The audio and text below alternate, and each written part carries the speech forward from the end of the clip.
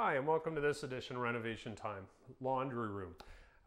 This was, if we had a before and after of this, you would be quite shocked at how it turned out. And these type of rooms a lot of times take more time than an actual kitchen, bathroom, just because there's a lot of complexities in them. And sometimes they can take a lot longer. So in here, we basically ended up gutting the room. There was originally a wall, and one thing I should show you where it's still wet, Rob just finished this, so there was a wall here, and so you walked in from the garage, you walked through, so we had to take this wall out.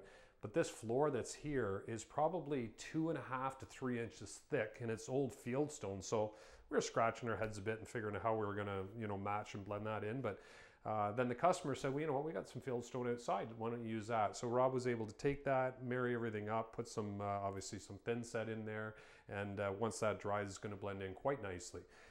Beam in here, we had to redo all of that. Pot lights again, LED. So in the evening in this room now, when you're doing laundry, not that I do a lot, I probably should do a lot more than I do, but it's going to be really bright and spacious. Also, countertop is up higher. So for a lot of people, if you're shorter, you may want to reconsider not having it as high.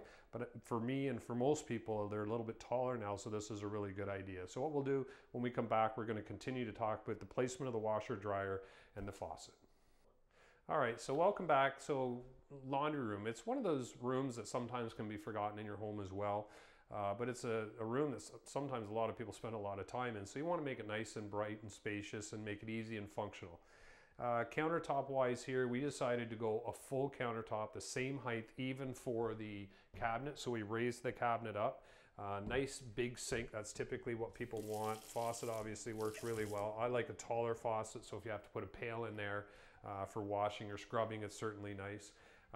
And then the other thing, washer dryer fit in perfectly. And before, again, if you would have seen this room compared to what it is now, it was very difficult to navigate your way around here. So we ended up doing some plumbing in the back and electrical to get everything back in nice and tight to the wall, so they weren't sticking out into the hallway. So now it's easy. Washer dryer, everything just goes from one to the other. Easy. If you're folding, you take it out of the dryer, you got a great area to fold here, and then obviously your cabinets for your laundry detergent and your bounce and that type of thing. So it looks incredible, but the biggest thing with a laundry room is it's very, very functional. And this is probably, out of this whole rental that we did here, I bet you this is one of the rooms that they're going to enjoy the most. So hopefully that'll help you when you're doing a renovation. There's a lot of great ideas out there now, and make sure you design it, spend the time to pick your colors, make sure everything blends. And one other thing, we're going to do a tile backsplash in here to match the kitchen, so everything is going to look perfect. So we'll see you next time on Renovation Time.